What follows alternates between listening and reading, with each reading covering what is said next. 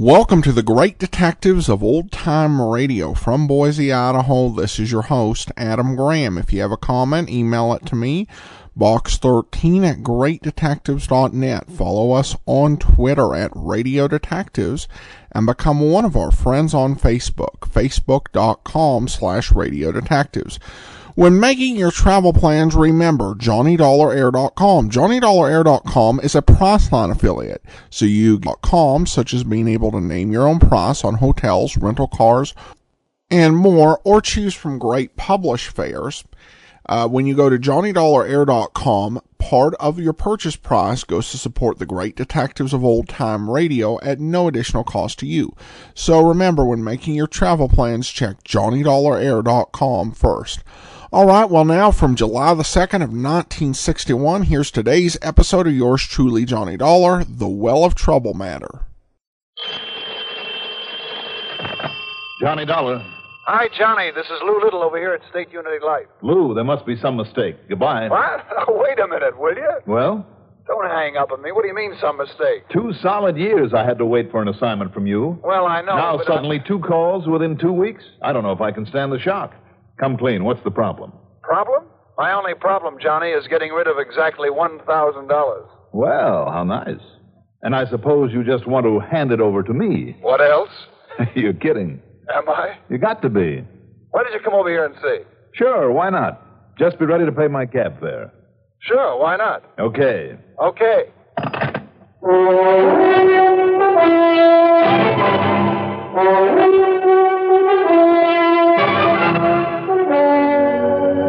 The CBS Radio Network brings you Mandel Kramer in the exciting adventures of the man with the action-packed expense account. America's fabulous freelance insurance investigator, Yours truly, Johnny Dollar. If you ever suffer a touch of arthritis or rheumatism, and you've never tried mentholatum deep heating rub, you can't know how good its deep heating action can make you feel. As you massage it into painful areas, you feel its deep heating action. You know relief is on its way. Mentholatum Deep Heating Rub is an extra strong combination of active ingredients for safe, temporary relief of minor arthritic rheumatic pain. Use greaseless, stainless Mentholatum Deep Heating Rub often.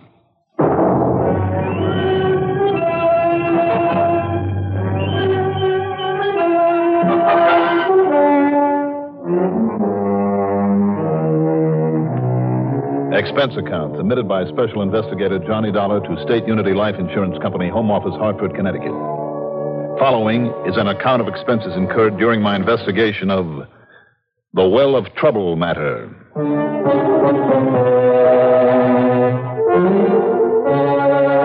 So maybe Lou Little was just leading me on. I had some real nasty case bothering him, but if it meant $1,000 in my kick, and after the one I handled a week ago for him for free, well, to repeat myself, why not? Expense account item 1, $1.20 for a cab to his office. Not kidding you one bit, Johnny. Here you are, baby. A perfectly good check for 1,000 clams. Well, a Merry Christmas to you, too. But what's it for, Lou? Why don't you take a look at the signature on it? G. Stanley Porter. That's right. Last week's little fracas. After what you did for him, and considering you wouldn't even take expenses for it, well, he insisted that you have this. Well, I thought I made it plain, Lou. That... He insisted. All right. I'm certainly not going to turn down $1,000. He wouldn't have it otherwise. Tell him thanks for me, will you? Be glad to. Hey, what goes around here? Huh?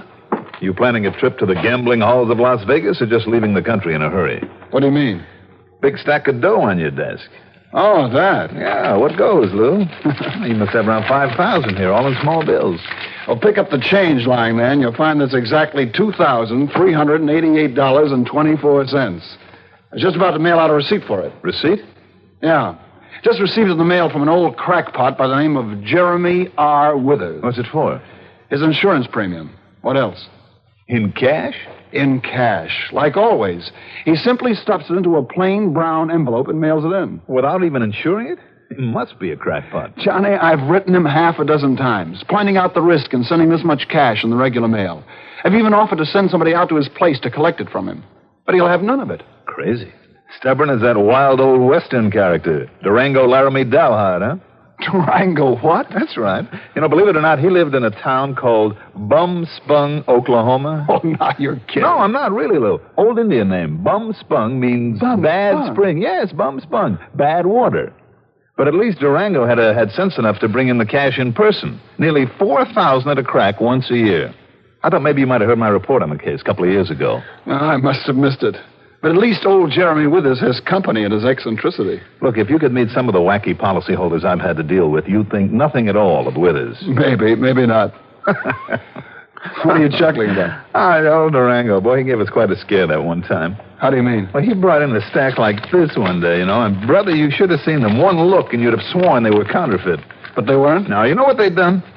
Carefully washed and starched and ironed the money to make it look like new, just like some of these... Wait a minute, Lou. What's the matter, Johnny? Just hold everything a minute. Huh? Just hold up on that receipt for this stuff, will you? Why? What's the matter with it? Where'll I find this Jeremy Withers? You got his address? Oh, sure. Let me have it. Oh, sure, Johnny. Well, what's the matter? Just let me have his address.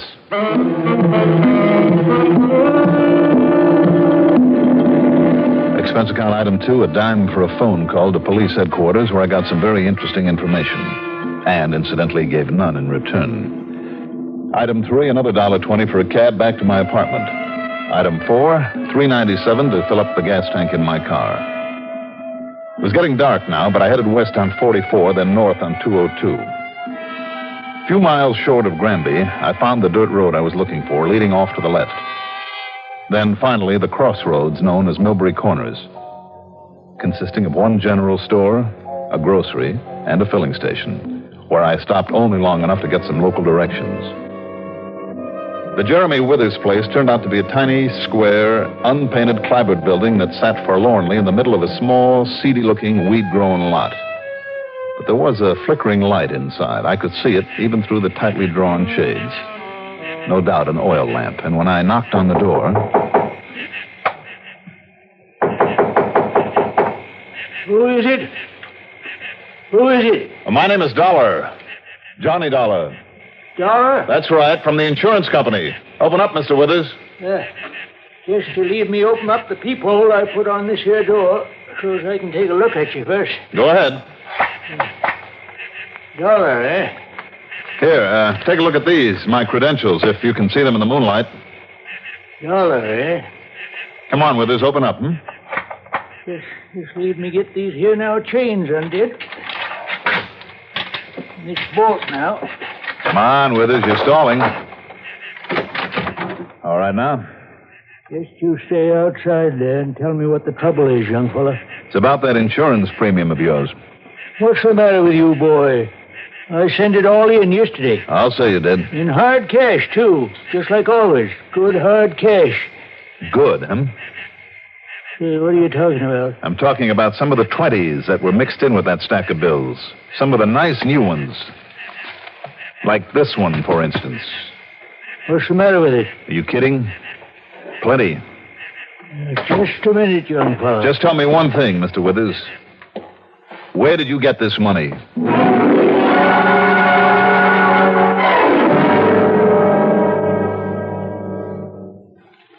The time has come for a friendly warning. Now that the 4th of July is almost here, better keep plenty of 7-Up chilled and ready to serve. This is the sparkling drink that says a nice warm welcome to everyone who comes calling on the 4th. 7-Up has a wonderful gay sparkle and a fresh as all out-of-doors taste. Just about everybody goes for fresh, clean-tasting 7-Up. Grandmothers, moms and dads, the teenage set, even the tiny tots. It's this same clean, fresh taste that makes 7-Up just great with food, too. 7-Up wakes up your taste buds, makes whatever you're eating taste even better. Believe me, any food's a feast with 7-Up. So if you're in the business of pleasing people, and who isn't, keep plenty of 7-Up on hand for family and friends. Better order a case today. For a fresh, clean taste on the 4th of July, fresh up with 7-Up.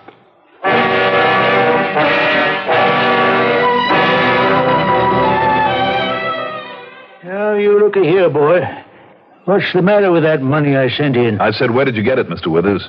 I'm talking about these brand new $20 bills. Anything wrong with it? The way you're talking, you might think it was counterfeit or something. Counterfeit? Hardly. No, of course not. But it's plenty hot, believe me. Now, what do you mean by that? Are you trying to tell me you don't know? How should I know? Well, why do you lock yourself in the way you do? Not only a lock on the door, but safety chains and a bolt. Man's got a right to protect himself, ain't he? Against what? Well, maybe against nosy people like you. Now, what's the matter with that money? You going to tell me or ain't you? Sure, I'll tell you. These new bills are part of the loot from the First National Bank over in Millville. Loot? That's right, stolen money.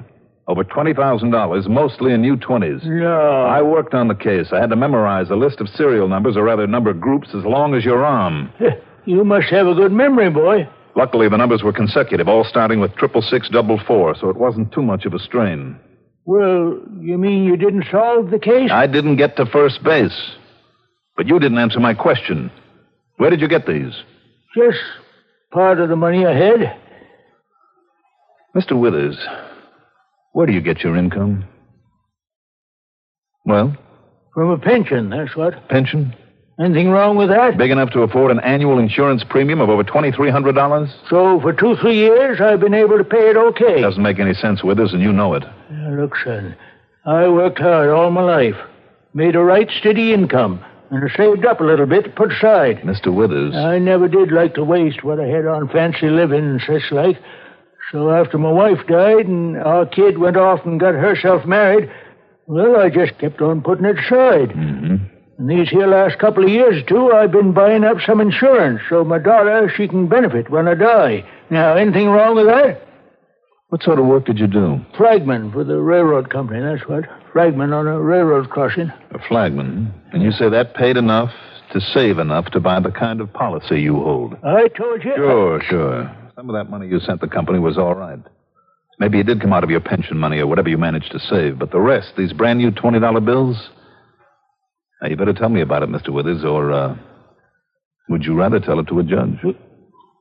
Well, all right, Mr. Dollar, did you say it is? That's right, Johnny Dollar.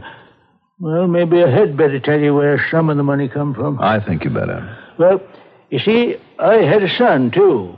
A stepson. His name was Bernard. Wait a minute. Barney Withers? You knowed him? Barney the Bum. That punk and small-time bank robber who was finally killed trying to crack Security First over in Danbury. Yes, sir. That was right after the job in Millville and 2 or 3 others before that. Yes, sir. Keep talking, Mr. Withers. Well, now, maybe it's a pretty bad thing for me to say, him being my wife's kid and all, but, mister, that Bernard was no good. That's an understatement. Whatever happened to him, I mean his being killed, that's all he deserved. No good bank robber. Go on. Well, it was my knowing about him. That's what kept me from ever putting what I had in any bank. Instead, I sort of kept it right close, where I could watch over it. Where? Yeah, sure, I'll tell you. Right under the floor, over there in the corner. You better show it to me, Mr. Withers. I'd like a look at the rest of your money. Well, it's all gone now. Gone? I mean, all used up. The money of my own, I mean. That's why I had to start using up some of that Bernard hid away. What's the matter with you, anyway? First, you tell me Barney was no good because of the jobs he pulled. You say that he deserved to die for what he did. Yes, sir. But you don't hesitate to keep and use the money that he stole. Well, no, I didn't steal it, did I? Well, do you think that makes you any less guilty for keeping it and spending it? Well, sure. Instead of returning it to the banks that it was stolen from? And why didn't you turn Barney in when you found out what he was doing? You say you had no use for him. Well, I've been looking out for myself, is all. Man's got to look out for himself, don't he? Well, from now on, the state's going to be looking out for you. You mean you're going to get me arrested and put in jail? You don't think I'm going to let you get off scot-free? Well, it ain't as though Bernard done them jobs alone by himself, is it? What difference does that make? Well, 'cause that partner of his killed the bank guard over in Millville. Never caught him, though. That has nothing whatever to do with this money that... Wait a minute. You know who that partner was? Oh, I know. Why else you suppose I keep myself locked in here this way, and why I took out some life insurance? Who was he? Oh, that rotten, crooked Jerry McNear, that's who. And you didn't tell the authorities? Why should I? If I had, they might have tried to make me tell them where Bernard hid the money at. The same as that McNear's been trying. Only I kept telling him I don't know. Mr. Withers... Don't you see? As 'tis, the police and all think McNear got all the money. And I'll tell you this, Mr. Dollar. Yes, tell me. Only thing that's kept that McNear from killing me off for not telling him is that then he'd never find out where Bernard hid out that money. Well, you better tell me, Mr. Withers, and fast. Yeah. Well, now, if I tell you where it's at, so's you can take it back, you think maybe the police, they'd go a little easier on me? Well, isn't that pretty up? Wait a minute, what's that? A little shutter out there on the kitchen window. Must be. Now, listen. If you're sure it'll make it any easier on me... If all or most of that money can be returned on the basis of your information, well, of course it will. All right, then. You know the old Hacker farm about 2 miles up the road? No, but go on. Well, that's where the big poplar trees and the broken-down windmill is. Mm-hmm. A lot of broken windows in the house. Place is empty. Go on. That's counting nobody been living in it maybe for, 10, 15 years now. Except in Bernard when he was hiding. And the money is somewhere in that house? Well? Dollar? Yes? You sure you'll try and have them go easy on me if I tell you where that money's hid? The only thing I'm sure of is if you don't tell me, I'll turn you over to the authorities and tell them to show you no mercy at all. All right, I'll tell you. Go ahead. Well, now, at the back of that old house, there's an old well. Only it ain't been used for years, and it's near empty now. Yes? You let yourself down by the rope on the windlass, maybe, 7, 8 foot. And there's a sort of big shelf hollowed out. And that's where it is? The money's right there on that shelf. Hey. Okay, Pop, thanks. Jerry! Expecting somebody else, Pop? That's a corny line, McNear. Keep out of this. Ready, Pop? No, Jerry. No, listen, Jerry. Put it down. Put that thing down. And now you. Take it easy, sir. McNair. Don't move. Listen to me. No, keep away from that lamp. Yeah.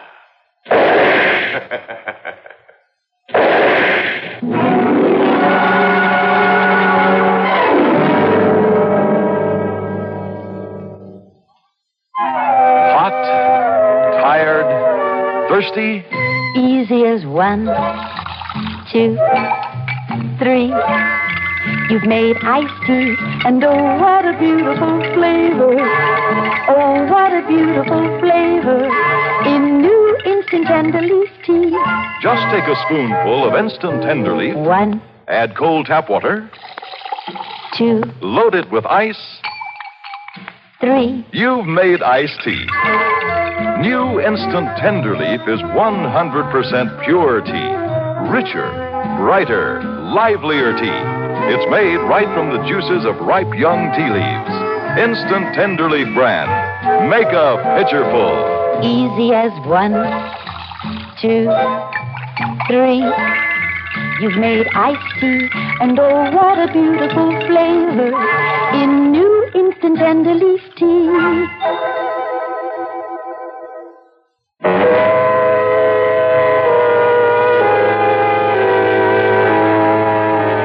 In the brief second it took him to shoot down the old man, I suddenly realized that I'd come along without my gun. In spite of smashing the old-fashioned oil lamp, the only light in the place, his first shot put a nice new part in my hair. As I rolled under the table, the other 2 shots missed me, although he must have been able to see me in the light from the fire I'd started. He stood there looking down at me at the blood running from the crease in my hair. But then, instead of shooting again, he turned away from the now roaring fire, went out the door, and took off in a car. I got thoroughly singed, dragging myself and the body of Mr. Withers outside, then jumped into my car and headed up the dirt road, hoping I could find the Hacker farm some 2 miles away. The one with the tall poplars, the broken windmill, the windowless house. Yes, and the loot from the bank robberies. Ahead of me were the tail lights of McNear's car. The moon was full. I could see pretty well, so I cut off my own lights. After only a mile or so, he turned off to a farm that had a broken windmill, all right, but there were lights in the windows of the house. Good. He was going to the wrong place. Or else the old man had told me wrong. With my headlights on again, I finally found it. The old Hacker farm. The remains of a mailbox still bore the name on it. After a quick look to make sure I wasn't being followed, I drove in the yard and parked the car behind a clump of bushes. Then walked around the old well. With only the moonlight to go by, I lowered the bucket, snagged the rope over the handle of the windlass, and slowly went down, hand over hand, into the well, feeling with my feet around the circular brick wall for the shelf that Withers had described.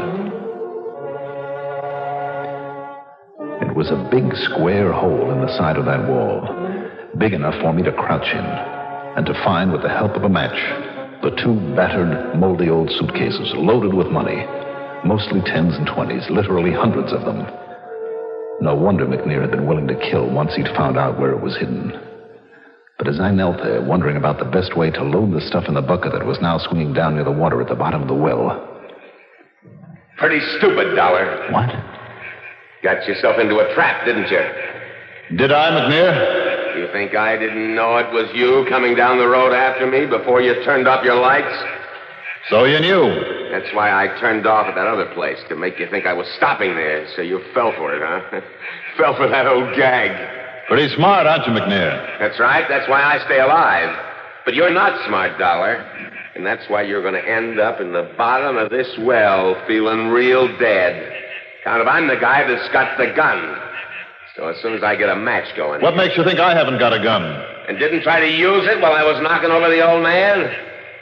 And you think I didn't know you were still alive back As he there talked, in his place? I crouched there, out of his sight, and pulled off my jacket. I draped it over one of the suitcases, set my hat on one corner of it, then shoved it out just far enough for him to see it if he struck another match, in the hope he'd think it was me.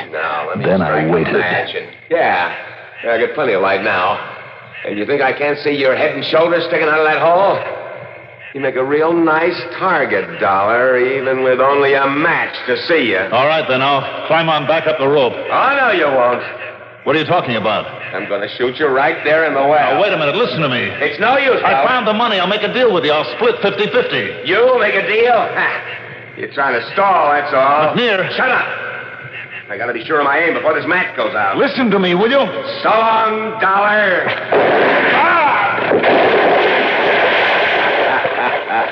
Just as easy as that. Now, all I got to do is get down there and pick up all that nice new money. Oh! You got to be careful. There's nothing to hurry about. Not now. Well, come on. You better find that shelf. Right here. Huh? Dollar! I heard you drop in the water. You heard that suitcase with my coat on it. Let go. Let go of me. Oh, you let go of that rope. This time I'll kill you. Try this, McNear. I'll kill you. With only one hand? Try this.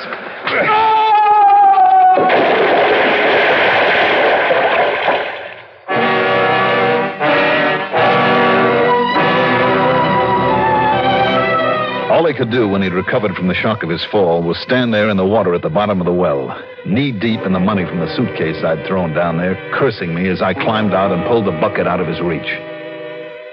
He was still there when I brought back a couple of the state police. Expense account total? Why bother with it when I'll collect such a nice commission on the loot I recovered? Not bad, you know. I mean, for one night's work. Yours truly, Johnny Dollar.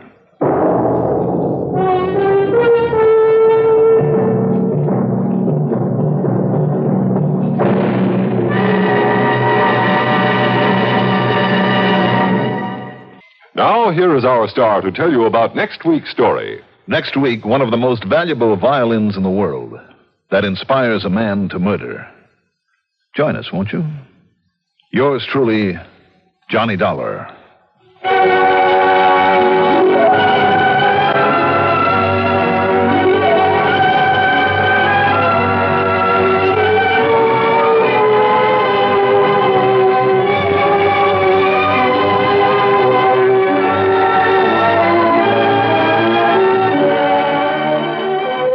Yours truly, Johnny Dollar, is written by Jack Johnstone, produced and directed by Bruno Zerato, Jr., musical supervision by Ethel Huber. Johnny Dollar is played by Mandel Kramer. Also featured in our cast were Parker Fennelly as Mr. Withers, Leon Janney as McNear, and Alan Manson as Lou Little. Be sure to join us next week, same time, same station, for another exciting story of yours truly, Johnny Dollar. This is Art Hanna speaking. This is the CBS Radio Network.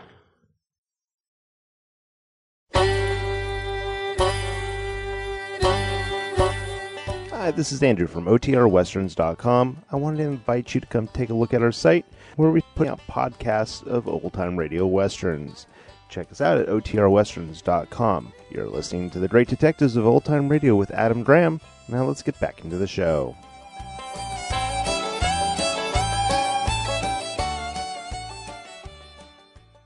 Welcome back. Well, I like the callback to the Durango Laramie stories and just the very specific continuity, which I guess lets long-time listeners know, even though we've changed actors, we're not dumping all of the continuity from previous years. And usually, if a radio program did a similar case like this, they would really just ignore things that had come before. But here, Jack Johnstone takes it head on. Parker Finlay is actually really good in this. He had a lot of radio experience. He was part of Fred Allen's Alley for many years. And we heard him way back in season 2 in The Thin Man as Ebb. And he just did a lot of New York radio. He also played the role of Pa Kettle in the final Mom, Pa Kettle movie. However, once we got past his portion, the script really had a lot of contrivances working. Probably the biggest thing is Johnny not bringing his gun with him. And it's one of those, well, why wouldn't he bring his gun? Because he had every reason to expect trouble. He was dealing with someone who had deposited hot money, and maybe they were innocent, but maybe they weren't. But you're out in the middle of nowhere, and you're confronting them, and you're in a dangerous spot. So not bringing the gun just really kind of sets up the whole challenge with the criminal, even if it doesn't make sense from a logical perspective. All right, listener comments and feedback now. Regarding the low tide matter, good story, and I like the new Johnny Dollar. Johnny Dollar is one of my favorite shows. Well, thanks so much for your comment. I appreciate it. That will do it for today. Join us back here tomorrow for Dragnet. Next Friday, another episode of yours truly, Johnny Dollar. In the meantime, send your comments to box13@greatdetectives.net. Follow us on Twitter @Radio Detectives and become one of our friends on Facebook, facebook.com/Radio Detectives. From Boise, Idaho, this is your host, Adam Graham, signing off.